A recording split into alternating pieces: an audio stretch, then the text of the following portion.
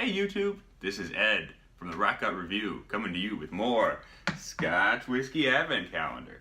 And before I forget, let me wish a very happy Hanukkah to all of the Jewish viewers watching right now, which is especially pertinent because the Single Cask Nation, which is part of this Advent Calendar, is part of the Jewish Whiskey Company. So that's pretty cool.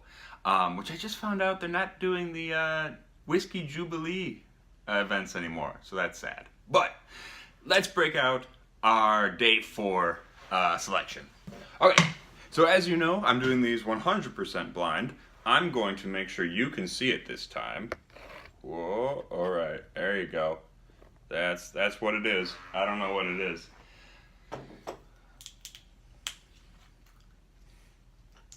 All right, so I'm guessing that this is probably whiskey, and that it's probably from Scotland. All right, let's get it's a pretty light color. Not a lot of legs. First whiff, it's pretty light, pretty toffee-y. A little sour something in there though. Yeah, a little bit of that kind of funkiness. Might have a little light peat in there, kind of, or that could just be some oakiness, but I'm guessing maybe a little tiny bit of light peat.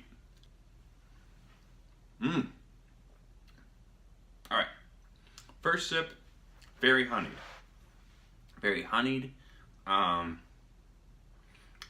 Little bit of malty, toffee, very much in the wheelhouse of the last couple we've had, but with a little tinge of something a little darker going on. This is sitting in my throat a little bit. I can feel it. I can feel it going down. Maybe I just have heartburn though. Yeah. So pretty honeyed, pretty caramely. Kind of reminds me of Deanston, maybe something they would make, because it's not overly sherried or anything like that. Like the Deanston Virgin Oak kind of reminds me of that. Honey, malt, toffee, with just a hint of that kind of funkier stuff, which reminds me a little bit of just like a whiff of spice. That whiff of pepper or that whiff of clove, something like that, but not really overpowering. All right, so I'm going to sit with this a minute. I'm going to put some water in it, and then we're gonna let future Eddie tell you more about it. Cool? All right, high five. Oh man, good high five, you guys. Future Eddie here, coming back to you. Getting a whiff of this. I let the girlfriend have a touch, and she was saying it reminds her of cooked vegetable oil, which I kind of get now. I can totally kind of see that. Yeah, I'm probably gonna guess Highlands, lightly peated, if at all, just a little bit, tiny bit. Maybe something like Deanston, so Lower Highlands, Upper Lowlands, that area. And probably no more than 43%. It's pretty easy on the tongue, not a whole lot of ethanol. Judging by the color and the taste, I'm gonna say it's a little younger. Maybe 10 years, 10 to 12. So let's find out. Oh, I was not that far off. Except on the ABV, because I'm terrible at ABV apparently. Wow. All right, so this is Secret Spirits themselves bottling this.